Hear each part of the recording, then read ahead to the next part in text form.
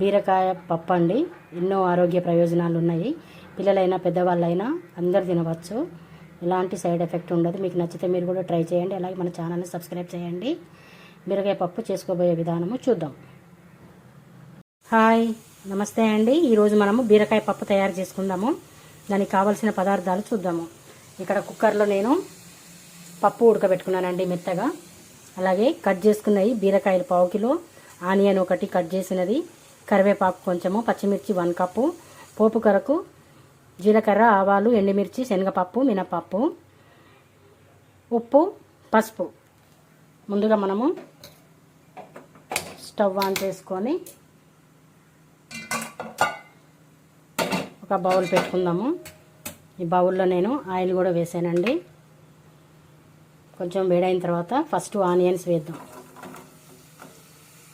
Onions light brown colour వచ్చే వరకు మంచిగా ఫ్రై చేద్దాం. చూడండి, ఆనియన్ మంచి లైట్ బ్రౌన్ కలర్ వచ్చాయి కదా. ఇప్పుడు పోపు గింజలు వేద్దాం. ఫస్ట్ పోపు గింజలు వేస్తే మాడిపోతాయండి. అందుకని చెప్పేసి ఆనియన్ సగం వేగిన తర్వాత వేస్తే పోపు గింజలు ఏమీ మాడవు. 2 ఈక్వల్గా మంచిగా వేగుతాయి. ఇప్పుడు ఒక హాఫ్ మినిట్ అలా ఉంచేసి కరివేపాకు కూడా వేద్దాం.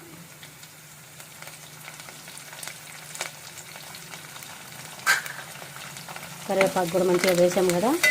ఇలా చిట్పట్టైన తర్వాత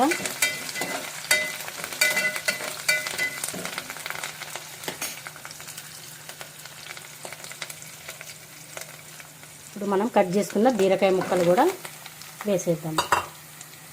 అలాగే సాల్ట్, పసుపు ఈ 2 కూడా వేసి మంచిగా కలియపెట్టి ఒక మూత పెట్టి ఒక 5 మినిట్స్ మంచిగా మగ్గనిద్దాము. ముక్కలు వేసి ఉప్పు కారం వేసి మొత్తము ఇలా కలియపెట్టాము కదా. ఇప్పుడు మూత పెట్టుకొని ఒక 5 మినిట్స్ మంచిగా మగ్గనిద్దాము. ఇప్పుడు ఒకసారి మూత తీసి చూద్దాము. వావ్, చూడండి బెండకాయ ఎంత మంచిగా మగ్గింది కదా. ఇంకా కొంచెం మగ్గాలి. ఇంకొక 2 మినిట్స్ ఇలాగే మూత పెట్టి మగ్గనిద్దాము. అంతవరకు ఒక చిన్న మిక్సీ జార్ తీసుకొని ఈ పచ్చిమిర్చి ఉన్నాయి కదా మెత్తగా పేస్ట్ చేసి బీరకాయలో వేద్దాం. చూడండి, పచ్చిమిర్చి పేస్ట్ మంచిగా చేసాం కదా. ఇప్పుడు మూత తీసి ఈ పచ్చిమిర్చి పేస్ట్ని వేసేద్దాము. వేసి మంచిగా కలియపెడదాం. చూడండి, పచ్చిమిర్చి పేస్ట్ మొత్తం ఇలాగా వేసేసాము కదా. వేసి మంచిగా ఇలాగా కలియపెట్టుకున్నాము. ఇప్పుడు మూత పెట్టి పచ్చిమిర్చి కూడా ఉడకాలి కదా. ఒక 5 మినిట్స్ మంచిగా ఉడకనిద్దాము. ఇప్పుడు ఒకసారి మళ్ళీ మూత తీసి చూద్దాము బీరకాయ ఉడికిందా లేదా అని. వావ్, మంచిగా ఉడికింది కదా. ఇప్పుడు మనము